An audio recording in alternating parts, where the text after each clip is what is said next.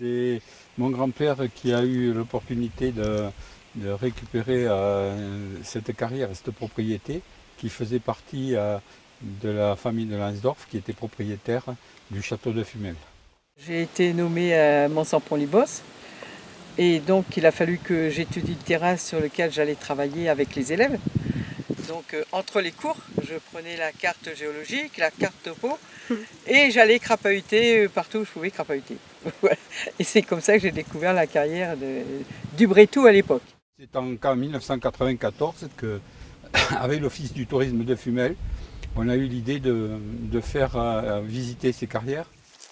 Vous pouvez accéder au sommet le plus haut de la carrière et faire voir l'ensemble du Fumellois, puisque de là-haut, on voit tout le Fumellois et éventuellement la carrière par le haut. Donc on a eu l'opportunité de rencontrer une étudiante qui était qui venait de Bordeaux, qui a fait une thèse sur cette carrière. Et à partir de là, on a organisé des visites avec l'Office du tourisme. Au départ, je les ai menées avec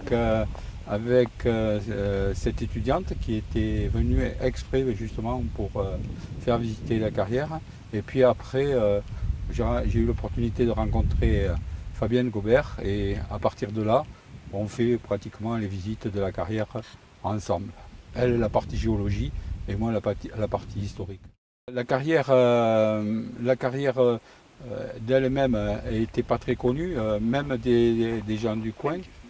Mais le problème, c'est qu'on s'est heurté au problème des élus qui n'étaient pas très... Oui, un des gros problèmes, c'est tout ce qui est sécurité. Donc c'est un peu ce qui nous freine et qui ne permet pas d'ouvrir vraiment. J'espère que ça va aller de l'avant et qu'on pourra faire visiter. Ici, on n'a pas des châteaux, mais on a quand même un tourisme industriel qui est très important et qu'il faut valoriser.